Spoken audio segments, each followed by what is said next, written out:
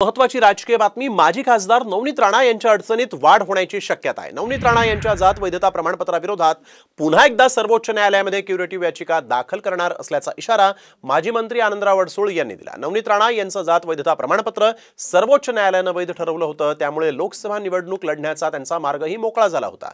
मात्र सर्वोच्च न्यायालयाच्या निकालाविरोधात कॅव्हेट दाखल करणार असल्याचं माजी मंत्री अडसूळ यांनी म्हटलेलं आहे। तर आता न्यायालयावर फारसा विश्वास राहिला नसल्याचंही आमदार बच्चू कडूंनी म्हटलंय। उद्या ह्या केसला दाखवून की जर हायकोर्टाला काय अधिकारच नाही असं थोडक्यामध्ये त्यांनी जजमेंटमध्ये म्हटलेलं आहे, तर लोक कास्ट स्क्रुटिनी कमिटीकडे आपापले जातील, सर्टिफिकेट घेतील, भले मॅनेज करून घेतील किंवा पैसे देऊन घेतील आणि निवडणुका लढतील, ॲडमिशन्स घेतील।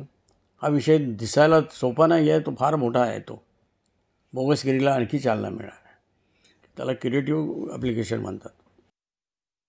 ते सुप्रीम कोर्टात लढणार, मग 3 किंवा 4 5 जजचं ते बेंच असतं। मला न्यायालयाकडून काही अपेक्षा नाही आहे।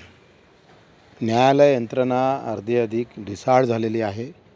तुम्ही सांगा 4 तारखेला मला वाटते अर्ज भरणं होतं, ज्या दिवशी अर्ज भरला त्या दिवशीच्या अर्ध्या तासा अगोदर जेव्हा निर्णय येतं आणि बावनकुळे जी म्हणतं का आमच्या बाजूनच निर्णय लागेल, तर मग न्यायालय व्यवस्था राहिली कुठे जिवंत?